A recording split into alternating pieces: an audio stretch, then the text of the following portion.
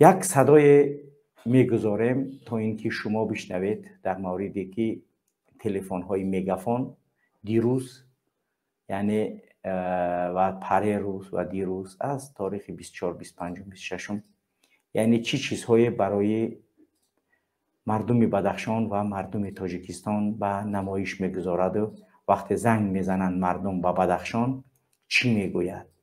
آیا میتوانید که آنچه شرکت میگافون با مشتریانش میگوید اون انکار کنید شما که نه چنین نیست و چنین کاری نشده است. خوب، برای اینکه من اونا پیدا میکنم حاضر رو میگذارم تا اینکه شما ببینید که چی وضعیت در تاجیکستان قرار دارد و وضعیتی که شما فکر میکنید اصلا اون نیست.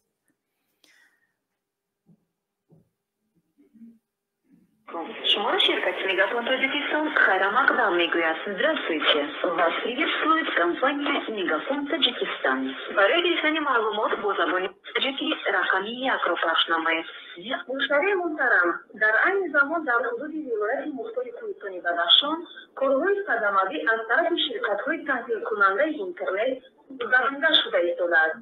аз ин сабаб мушкилот бо истифода یک دقیقه خواهش میکنیم زنگ نزنید تا اینکه اینترنتی مشاهده کرده می شود. وقتی برقرار شوی در عین زمان نامعلوم است.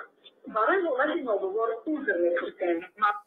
خوب فهمیده؟ یعنی شرکت میگافون برای شما شرکت میگافون کارهای صدموی از طرف زمان در حدود ولایت مختار کوهستانی بدخشان کارهای صدموی از طرف شرکت‌های تحصیل کننده اینترنت گزارنده شده است. از این سبب مشکلات با استفاده برای اینترنتی مشاهده کرده می شود. وقتی برقرار شوی در عین زمان نامعلوم است. نامعلوم است. از این حالت ناگوار عذر میپرسیم. شرکت میگافون از این حالت ناگواری که رحمان و بسر مردم بدخشان آورده است عذر میپرسد. عذر تو عذری بدتر از گناه است. عذری که ما نمیخواهیم آن را پذیریم.